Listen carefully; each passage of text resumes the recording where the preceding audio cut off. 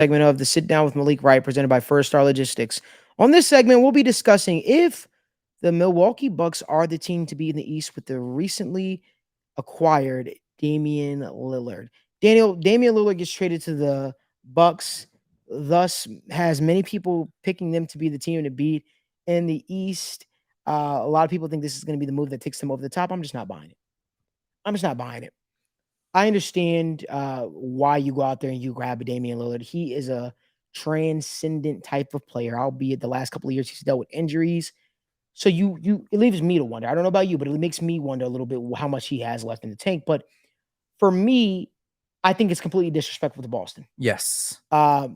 What you get from Damian Lillard offensively, you lose defensively with the loss of Drew Holiday. Now, Drew Holiday is now the point guard for who? The Boston Celtics. The Boston Celtics were already a tougher team defensively. They were also a team that could beat you offensively as well.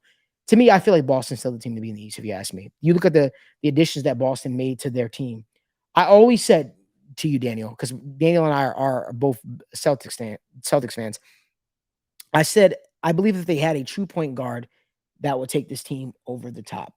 Not only did they go out and they get a true point guard, they got an all-star. They got a truly difference maker, even a lockdown defender and a guy like Drew Holiday. Not only did they do that, they added Kristaps Porzingis, a move that is going under the radar. They still keep Derek White in the fold. They still have Jaylen Brown, who they signed to a max contract. They still have Jason Tatum. They still have Al Horford, who offers things. To me, it seems like Boston's still the team to beat. When I look at it, I understand what you did in going out there and get Damian Lillard for the Bucks.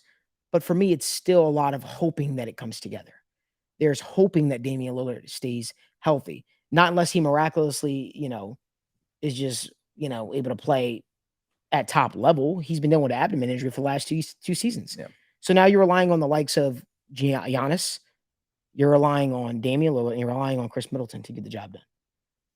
To me, that's just not a needle mover, if you ask me. It's a good move. The Bucks have always been a team that has they've always been a team that was able to put points up on you. They were always able to do that. I just don't know if it's as much of a needle mover as people are making it out to be. And remind you, they also have a new coach in there in Adrian Griffin. So it remains to be seen how it's all going to come together. I just think a lot of people are making a lot of it. I think it's more so the name value of Damian Lillard versus the actual just the game in totality, if you ask me. He's a dynamic scorer, one of the best scorers in the game. If he's healthy, this team is going to be right up there with Boston. I just don't think that they're the team to beat in the East. That's all I'm saying. Yeah, my concerns with this is the coach, right? First off, that's the biggest question mark you have to answer. How much better than Budenholzer is he? How much does his organization change? I'm going to give my props to the organization, though. First off, huge round of applause. The reason why I say that, regardless, Malik, whether we like it or not, whether it's a great move or not, the questions that Giannis was bringing up and the questions about Giannis potentially going to a different team, those are solved. He's not going right now. He's not. He's staying. So first off, props to the organization, because even if, let's say, they lose to the Celtics this year in the Eastern Conference, Giannis is staying. They don't make that move for Dame just for Giannis to walk right out the door. So first off, props to them. How does this affect the East, and how do I see the East playing out? I think there are a clear top two teams in the East. It's the Celtics and the Bucks. I think the 76ers don't know what they have with James Harden, and their entire organization is kind of screwed up because is it Embiid? Is it Harden? What's going on? The Cavs, in my opinion, I think they're a good team. They're a young team. Screw it. Let me say this. I think the Cavs could beat the Bucks in the playoffs. We've got to see how does this team mesh, but overall, the ceiling of the Bucks, they made a great trade, and if it all works out, now you've got a guy like Giannis, and you've got a closer in Dame. You don't have to rely on Chris Middleton anymore. So props to them. I agree with you. I think the starting five, I think the Celtics right now, I'm not going to say have a better chance, but they got a better chance if they can fix their depth. That's the Celtics' biggest issue. You've got to fix your depth. But man, Dame, Giannis, those two on the floor at the same time in the playoffs, I think it's the hardest part for me is it's almost like a pipe dream. The Kawhi and Paul George. And that's my biggest concern is it too unrealistic? Yeah. So that's what remains to be seen. And I think we'll see right away this year. If Dame and Giannis are healthy in the playoffs, boom, it worked out. But that's the if that the Right. Clippers, it screwed them over. It screwed their entire franchise over. The Don't past get 2 me years. wrong, they're gonna be a tough team, and they're gonna beat a lot of teams. But if Jason Tatum, and hear me Yeah. out, if Jason Tatum is the player that we think and the Boston Celtics thinks he is, the Celtics should come out the East. Yes. He should take that next step this year. Jaylen Brown should take the next step this year because they gave him to that extension, which leaves no doubt.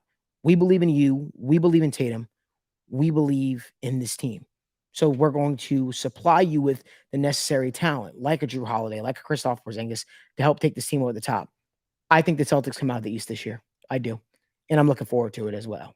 Drew Holiday makes this offense so much better. And the reason why you don't have to worry about Jaylen Brown's left hand, you don't have to worry about Jaylen Brown running the offense. You got Drew Holiday. People forget when Giannis went out in the playoffs this year, what happened? Drew, 16 assists, 11 assists, 7 assists. The dude is a point guard and he's a two-way point guard. So my concern with the Celtics is depth and also how do they all share the ball. I hope that chemistry works out. I hope they don't, Jaylen Brown, Jason Tatum, egos. I hope that's fine. If that's fine, the Celtics stand a very good chance to beat the Bucks. Their starting 5 is up there with the Bucks. We talk a little bit about depth, and I know this is more so about the Bucks, but I'll just say this: the cool thing about the variety of talent they have now, none of those guys should take a break at the same exact time. You should always have one of those guys on the floor, and as long as Jaylen Brown, Jason Tatum, or Kristaps Porzingis or Drew Holiday is on the floor together, or at one point in time, this team should be able to tick. And I don't think that the depth issues will really rear its ugly head. I'm really curious to hear what people think. Do you guys think the Bucks are the team to beat in the East, or do you guys think it's still the Celtics, or maybe you think it's the 76ers or another team that we haven't named, maybe the Heat? I have no idea. Let us know down in the comment section. But if you like more video content like this, give this video a like, subscribe to the YouTube channel, and turn on post notifications so you guys don't miss when we go live from the First Star Logistics studio.